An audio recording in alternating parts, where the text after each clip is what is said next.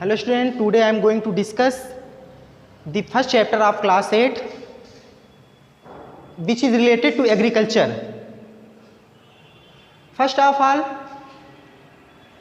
all of us would try to know what is the definition of agriculture and what is its importance. चूँकि हम जानते हैं कि food is our basic necessity, food और cloth या animal, ये सब चीज़ें जो पॉसिबल हुई हैं ये एग्रीकल्चर के थ्रू पॉसिबल होती हैं, क्योंकि agriculture is a broad topic, limited नहीं होता एग्रीकल्चर। एग्रीकल्चर में बहुत सारी चीज़ें इंक्लूड होती हैं। सो इसकी डिफिनीशन पे जब हम चलते हैं एग्रीकल्चर क्या है, व्हाट इज़ एग्रीकल्चर, तो आपके सामने यहाँ पर लिखा हुआ है कि agriculture is the branch of science that deals with the study of growing crops, rearing of animals, production of cloth and other useful material. So we can see agriculture is a broad topic. In agriculture not only we study growing crops, but otherwise we can study rearing of animal, production of cloth and also other useful material. So agriculture की definition से आपने ये समझा होगा कि agriculture में कौन कौन सी चीज़ें इंक्लूड होती हैं। हम सब चूँकि इंडिया एक एग्रीकल्चर से रिलेटेड कंट्री है, यहाँ पर ज़्यादातर फार्मर रहते हैं, तो हम सब लोग इससे अच्छी तरीके से परिचित हैं कि एग्रीकल्चर कैसे किया जाता है, कृषि कैसे की जाती है, फार्मिंग कैसे की जाती है। तो इस चैप्टर को समझने में आपको बहुत ज़्यादा प्रॉब्लम नहीं आनी चाहिए। ओके, आगे बढ़ते हैं। क्रॉप्स क्या होते हैं? Individual types of plant that grow in a particular area. किसी पर्टिकुलर एरिया में जो एक स्पेशल प्रकार की प्लांट ग्रो होती है, इंडिविजुअल टाइप की जो प्लांट ग्रो कराए जाते हैं उसी को हम क्रॉप्स कहते हैं। जैसे वीट की क्रॉप्स, पी की क्रॉप। इंडिविजुअल पल्सेस, इंडिविजुअल किसी एरिया में जो प्लांट ग्रो करते हैं किसी इंडिविजुअल एरिया में, उसको हम क्रॉप्स के नाम से जानते हैं, वो क्रॉप्स कहलाते हैं। अब चूँकि इंडिया में सीज़न के अकॉर्डिंग क्रॉप्स भी अलग अलग होती हैं, सो अगर क्रॉप्स को क्लासीफाई करें तो there are 3 types of crops. First rabi crops, second kharif crops and third zaid crops. Rabi crops क्या होती हैं? That types of crops which sown in winter season. ऐसी क्रॉप्स जो विंटर सीजन में बोई जाती हैं। फॉर एग्ज़ाम्पल जैसे अक्टूबर मंथ जब स्टार्ट होता है, जो क्रॉप तब सोन की जाती है उसको हम रबी क्रॉप्स के नाम से जानते हैं, और इसकी हार्वेस्टिंग, इसकी कटाई अप्रैल में करते हैं। आप लोग जानते होंगे इसका एग्जाम्पल, और किए भी होंगे, देखे भी होंगे अपने आसपास, नियर अबाउट सबके घरों के आसपास ये सब क्रॉप ग्रो होती हैं। इसके एग्जाम्पल जैसे ग्राम ले लें, हम पी ले लें, व्हीट ले लें, ये सब रबी क्रॉप्स के एग्जाम्पल है। तो इसकी डेफिनेशन ये बहुत इंपॉर्टेंट, आगे कॉम्पिटिटिव एग्जाम्स के लिए भी ये इंपॉर्टेंट होता है। सिर्फ इसका एग्जाम्पल ही इंपॉर्टेंट हो जाता है कि रबी क्रॉप्स क्या होती हैं। आपको बस इतना सा दिमाग में रखना है कि ऐसी crops which is sown in winter season and harvesting in April month. इसके एग्जाम्पल से आप बहुत सारी चीज़ों को पता लगा सकते हैं। सिर्फ यही 3 एग्जाम्पल हैं, इसके अलावा बहुत सारे एग्जाम्पल्स आप जानते होंगे। नेक्स्ट क्रॉप्स जो है वो खरीफ crop. It is sown in rainy season. It means June, and it is harvesting in October month. और इसकी कटाई जो होती है वो अक्टूबर मंथ में होती है। इसके एग्जाम्पल्स में आप पैडी ले सकते हैं, पी ले सकते हैं, कॉटन ले सकते हैं, ETC। इसके अलावा भी बहुत सारे क्रॉप्स होते हैं। Okay students, there are two main types of crop. First rabi crops, second kharif crops. जायद भी एक क्रॉप्स होती है, थर्ड पे हम जायद को रखते हैं। मार्च और जून में इसका कल्टीवेशन किया जाता है, या हम कह सकते हैं कि मार्च और जून में ये बन के तैयार होती है। जैसे वाटरमेलन, ककम्बर, आजकल ये दौर चल रहा है ना, मार्च से लेकर जून तक, यहाँ तक ये बन के तैयार होती हैं। इसको हम जायद क्रॉप्स कहते हैं। तो there are 3 main types of crop, rabi crops, kharif crops and zaid crops. Agriculture की डेफिनेशन पे अगेन रिवाइज करते हैं इसको। Agriculture is the branch of science that deals with the study of growing crops, rearing of animals, production of cloth and other useful material. Okay, crops के बारे में आपने जान लिया। क्रॉप्स क्या होती हैं? किसी विशेष कोई आपके पास कोई एरिया है, कोई फील्ड है, उसमें आपने जो भी प्लांट ग्रो कर दिया है एक प्रकार का, एक ही टाइप का, ये नहीं कि सब मिक्स करके, एक ही प्रकार का जो प्लांट ग्रो कर दिया है उसको हम क्रॉप्स के नाम से जानते हैं। आगे आते हैं अगले टॉपिक पे, एग्रीकल्चर प्रैक्टिस। एग्रीकल्चर प्रैक्टिस क्या होती है? सपोज करिए कि आपके पास एक कोई फील्ड है, कोई मैदान है, अब आपको उसमें कोई क्रॉप्स ग्रो करानी है, तो आपको ये पता होना चाहिए कि कौन कौन सा ऐसा बेसिक मेथड है जिसकी वजह से हम किसी फील्ड में क्रॉप को ग्रो करा सकते हैं। तो उसी को कहा जाता है एग्रीकल्चर प्रैक्टिस। एग्रीकल्चर करने के लिए कौन कौन से हमारे पास मेथड होने चाहिए, कौन कौन सा तरीका जो हमको जानना चाहिए, और ये सबको आसानी से पता होगा। हेडिंग्स हमने आपके सामने लिख दी है। सबसे पहले प्रिपरेशन ऑफ सॉइल, सॉइल की प्रिपरेशन करते हैं। इसके अंदर दो सब हेडिंग है, प्लाउइंग, लेवलिंग। सेकेंड नंबर पे है सोविंग ऑफ सीड, सबके बारे में स्टडी करेंगे वन बाय वन करके। थर्ड नंबर पे है manures and fertiliser. Fourth number पे है इरिगेशन। फिफ्थ नंबर पे है वीडिंग। सिक्स नंबर पे है हार्वेस्टिंग। सेवेंथ नंबर पे स्टोरेज ऑफ ग्रेन्स।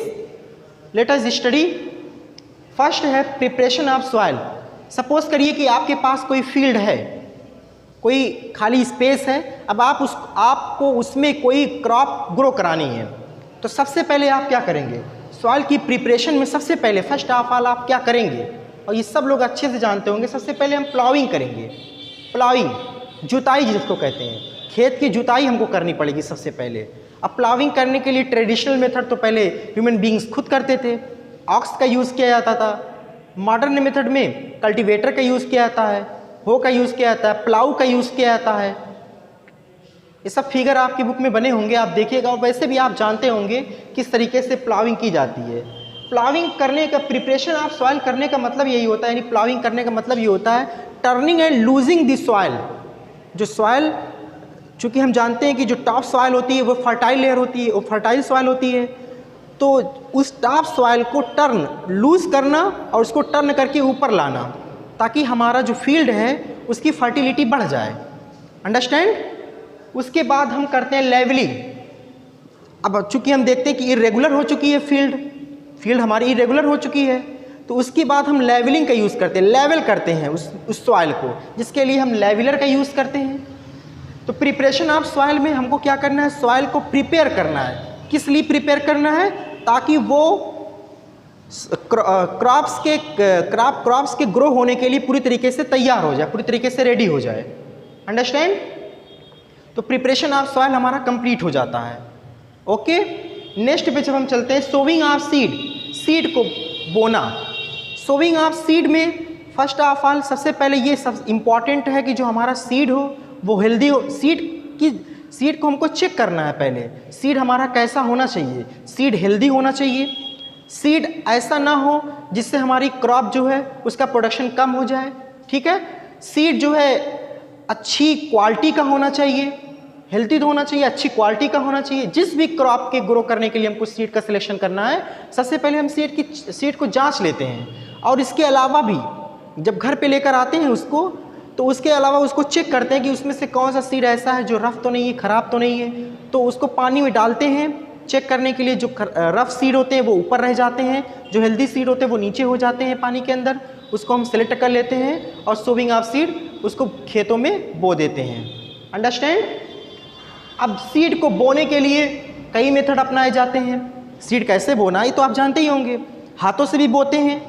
हाथों से seed, the sowing of seed through human beings by hand is called broadcasting. हाथों से बोने की जो मेथड है उसको हम ब्रॉडकास्टिंग कहते हैं। इसके अलावा सीड ड्रिल की भी हेल्प ली जा सकती है। सीड ड्रिल के थ्रू भी सीड को पूरे खेतों में बोया जा सकता है। और हम इसमें भी ध्यान दें कि सीड को सोविंग करते समय ये बहुत इंपॉर्टेंट होता है कि ये नहीं कि सारे के सारे सीड एक ही जगह पे बो दिए जाएं, और ये नहीं कि सारे के सीड जो है बहुत ज़्यादा स्पेस लेके बोए जाएं। इससे क्या होगा, अगर एक ही जगह पे बोएंगे तो जब क्रॉप ग्रो होगी तो जब क्रॉप ग्रो होगी, बड़ी होगी, तो वहाँ पर उसको प्रॉब्लम होगी। उसको सफिशिएंट स्पेस नहीं मिलेगा। सफिशिएंट स्पेस यानी कि उसको अपना फूड खुद बनाना फोटोसिंथेसिस के लिए, तो उसको प्रॉब्लम होगी, यानी कि वो अनहेल्दी रह जाएगी क्रॉप्स आपकी। बहुत दूर दूर बोएंगे उससे भी प्रॉब्लम होगी। और ये भी नहीं कि जो सीड बोया जाए वो सिर्फ मिट्टी के ऊपर फेंक दिया जाए, इससे क्या होगा, वो भी वेस्ट हो सकता है। ये भी नहीं कि उसको बहुत सॉइल के अंदर डीपली डाल दिया जाए, उससे भी वो वेस्ट हो सकता है। तो एक प्रॉपर वे होना चाहिए कि किस तरीके से हमको सीड को सोविंग करना है। अंडरस्टैंड? तो एग्रीकल्चर प्रैक्टिस में हमने दो मेथड को पहले अपनाया। पहले प्रिपरेशन ऑफ सॉइल, हमने मिट्टी को तैयार किया, जिसके लिए हमने प्लाविंग किया, लेवलिंग किया। सेकंड, हमने सोविंग ऑफ सीड, मिट्टी सीड को बो दिया। अब समझ लीजिए कि आप नए तरीके के एक फार्मर हैं और अपनी किसी फील्ड में इसको पढ़ के आप किस तरीके से अप्लाई करेंगे वो आप जान सकते हैं बहुत अच्छे से। दो मेथड हो गया आपका, manures and fertilisers. Third step में हम आते हैं मैन्योर एंड फर्टिलाइजर्स में। फिर हम मैन्योर और फर्टिलाइजर्स का भी यूज़ करते हैं। दोनों में डिफरेंस जानना बहुत ज़रूरी है कि दोनों क्या है, दोनों एक ही चीज़ नहीं है, दोनों अलग अलग चीज़ें हैं। मैन्योर जो होता है नेचुरल सब्सटेंस होता है, जो कि तैयार होता है डेड और डिकेइंग सब्सटेंस से, सड़े गली चीज़ों से बन के ये तैयार होता है, जिसको हम खाद कहते हैं। ओके। जबकि फर्टिलाइज़र जो होता है इनऑर्गेनिक कंपाउंड होता है, जो कि इंडस्ट्री में केमिकल से बनता है। इसलिए मैन्योर का यूज़ जो होता है अगर खेतों में ज़्यादा भी कर दिया जाए तो कोई इफेक्ट नहीं पड़ेगा, क्योंकि ये नेचुरल सब्सटेंस होते हैं। आपने देखा होगा काऊ डंग उनको खेतों में डाला जाता है, इससे कोई इफेक्ट नहीं पड़ेगा। अगर ज़्यादा भी डाल दिया जाए तो कोई इफेक्ट नहीं पड़ेगा। बट फर्टिलाइजर्स का यूज़ अगर ज़्यादा कर दिया जाएगा तो जो हमारा फील्ड है वो हमारी फील्ड डैमेज हो सकती है। अंडरस्टैंड? उसकी फर्टिलिटी लॉस हो सकती है, क्योंकि वो केमिकल होते हैं और केमिकल का ज़्यादा यूज़ करना वैसे भी हार्मफुल होता है। और इसका और भी साइड इफेक्ट दिखता है अगर फर्टिलाइज़र का ज़्यादा यूज़ किया जाएगा। वो डायरेक्टली या इनडायरेक्टली फूड चेन के थ्रू हमारी बॉडी में भी इंटर कर सकता है। तो हमको ये ध्यान देना है कि फर्टिलाइज़र्स का यूज़ ज़्यादा नहीं होना चाहिए। फर्टिलाइज़र में मेनली फर्टिलाइज़र NPK आप जानते होंगे, NPK नाइट्रोजन पोटेशियम फास्फोरस, इसका यूज़ ज़्यादा किया जाता है, जिसमें आपकी यूरिया आते हैं, पोटास आते हैं, ये सब होते हैं फर्टिलाइज़र्स में। मैन्योर और फर्टिलाइज़र में डिफरेंस जानना इंपॉर्टेंट है कि मैन्योर जो होता है वो नेचुरल सब्सटेंस डेड और डिकेइंग बॉडीज से बनता है, मरे सड़े गले से बनता है, ठीक है, जो डेड और डिकेइंग हो चुके हैं। जबकि फर्टिलाइजर्स जो होता है इनऑर्गेनिक कंपाउंड होते हैं, यानी केमिकल से बनते हैं, इसलिए इसका ज़्यादा यूज़ प्लांट के प्रोडक्शन के लिए अच्छा नहीं होता है। इरिगेशन अगले स्टेप पे हम बढ़ते हैं। जब हमने मैन्योर फर्टिलाइजर्स का यूज़ कर लिया, इरिगेशन पे हम बढ़ते हैं। इरिगेशन सिंचाई को कहते हैं। ट्रेडिशनल मेथड में भी आप जानते हैं किस तरीके से इरिगेशन होता था। मॉडर्न मेथड में भी स्प्रिंकलर सिस्टम, ड्रिप सिस्टम, ठीक है, ये सब सिस्टम अपनाए जाते हैं। इसके अलावा ट्यूबवेल से इरिगेशन किया जाता है, रिवर से इरिगेशन किया जाता है। बहुत सारे मेथड है जिसकी वजह से जिससे इरिगेशन सिंचाई की जाती है। यानी इसका मतलब हो गया सिंचाई प्लांट के प्रोडक्शन के लिए, प्लांट के ग्रो के लिए, क्रॉप के ग्रो के लिए इरिगेशन बहुत इंपॉर्टेंट है। क्योंकि इरिगेशन नहीं करेंगे, और इरिगेशन भी डिपेंड करता है कि किस टाइप की क्रॉप है, पैडी क्रॉप है कि वीट क्रॉप है, कम इरिगेशन करना है कि ज़्यादा इरिगेशन करना है, कितने टाइम से इरिगेशन करना है। ओके, तो इन सब बातों का भी इसमें बहुत ध्यान देना होता है। वीडिंग जानेंगे, बहुत इंपॉर्टेंट टर्म है। वीडिंग क्या होती है? Weeding, the unwanted crop grow in the field is called weed.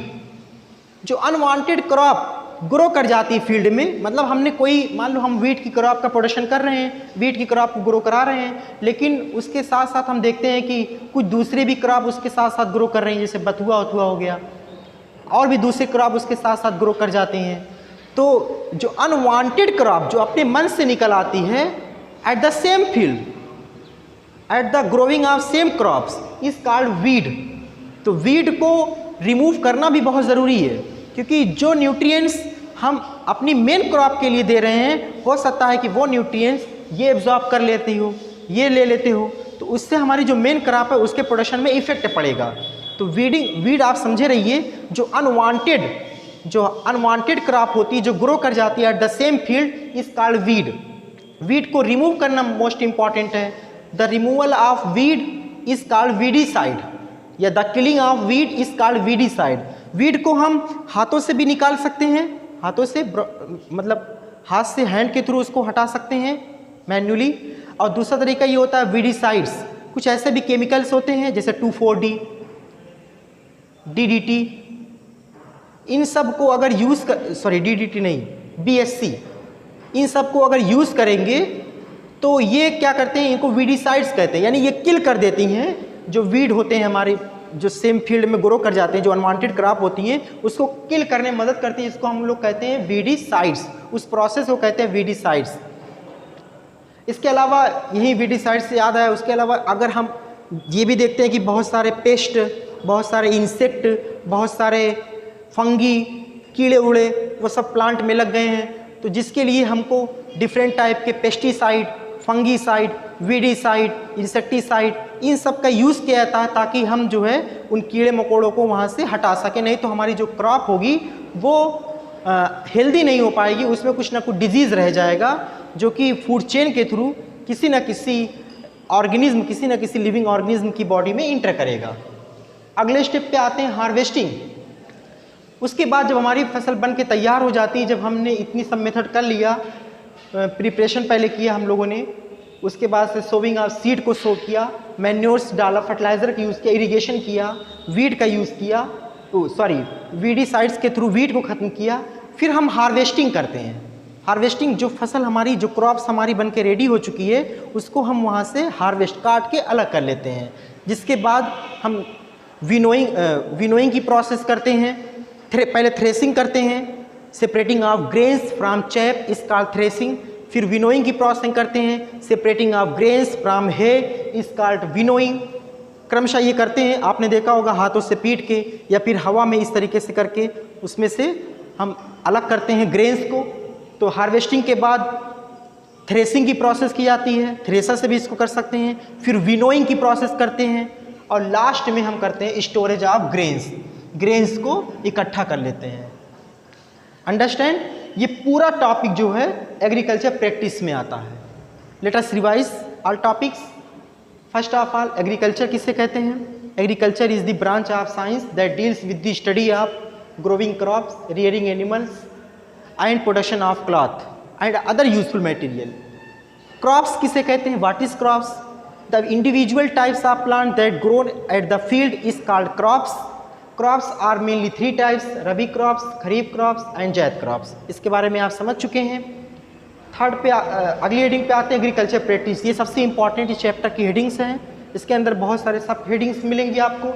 Agriculture practice में सबसे पहले हम प्रिपरेशन ऑफ सॉइल करते हैं। प्रिपरेशन ऑफ सॉइल के अंदर हम क्या करते हैं? प्लॉविंग करते हैं, जुताई करते हैं, लेवलिंग करते हैं, लेवल करते हैं उसको। सोविंग ऑफ सीड, सीड को बोते हैं। पहले हमने फील्ड को तैयार किया, फिर सीड को बोया। उसमें सीड को बोने के बाद मैन्योर का यूज़ करते हैं या फर्टिलाइज़र का यूज़ करते हैं। इरिगेशन फिर करते हैं, सिंचाई करते हैं। वीड का यूज़ करते हैं, वीड का यूज़ करते हैं, हमने कह दिया। वीड का यूज़ नहीं करते, बल्कि जो उसमें अनवांटेड क्रॉप्स हो गई है उसको वहाँ से रिमूव करते हैं, जिसको वीडिसाइड्स कहते हैं, या हाथों से भी निकाल सकते हैं। हार्वेस्टिंग, काट लेते हैं उसको, और काटने के बाद क्रमशः अल्टरनेट करके पहले थ्रेसिंग करते हैं, फिर विनोइंग करते हैं, और विनोइंग करने के बाद स्टोरेज ऑफ ग्रेन्स को स्टोर कर लेते हैं। ओके स्टूडेंट्स, अब इस जो आपको आज स्टडी कराई गई, अगर इसमें जो आपको प्रॉब्लम आ रही होगी वो आप लोग हमसे शेयर कर सकते हैं व्हाट्सएप ग्रुप में या फिर यूट्यूब पर। ओके।